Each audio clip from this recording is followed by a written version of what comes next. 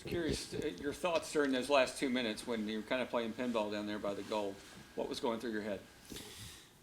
You know, I thought I was calm, strangely, because normally these moments should take away years of your life, right?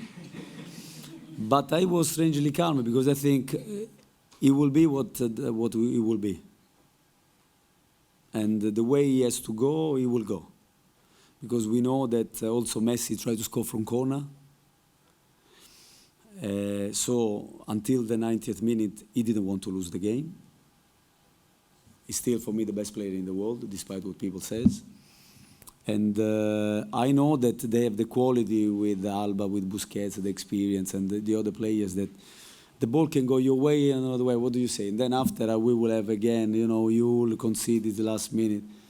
So I took it with philosophy and I say it will be what it will be. I knew that the boys will have thrown everything against it, and I would have been devastated mainly for them. But he went as he had to go. Congratulations, this was a significant mark in Charlotte's long soccer history. Was there any just out of the normal nervousness or apprehension like before the game started? I didn't feel nervous at all. But not because I wanted. No, I thought that we had the plan, and I said to the boys that we have to align our head with our heart. Because we play with a lot of heart in many games, and sometimes we let the heart rule our head. And our improvement, it will be in that as well. And I think that the boys tonight, they were really good at that, because this is a team that as soon as you make a little mistake, you get punished. And so to concede not so much to them, something you have to concede is impossible. If Messi didn't take the ball, he dribbled. There's no one can stop him.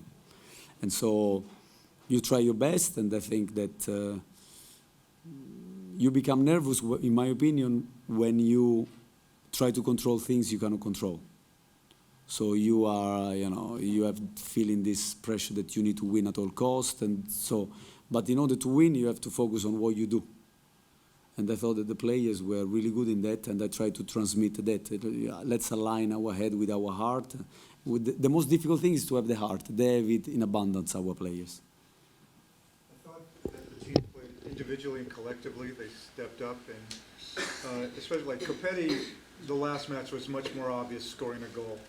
But the work he does off the ball, I think, is as valuable as anything. If you could speak to that, and who some of the other unsung heroes, less obvious heroes of this game were?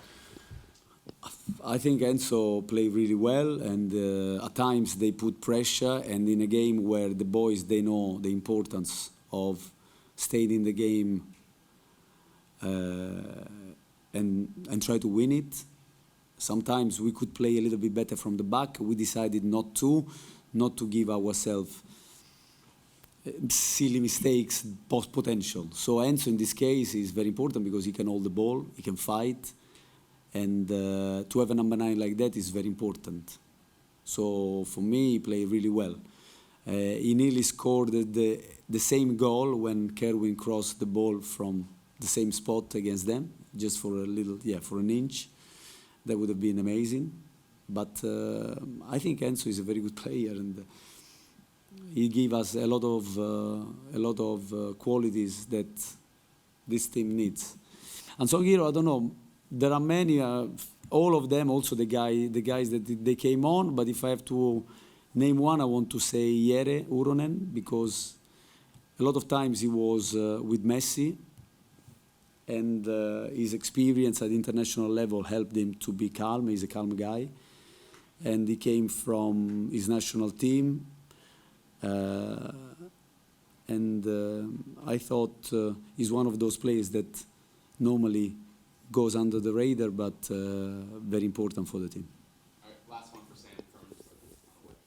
Coach, I wanted to ask you, with this win and everything that you've accomplished, we still have the playoffs to go, but it's a two-parter. Number one, just how proud are you of these boys and all the work that you've done with them?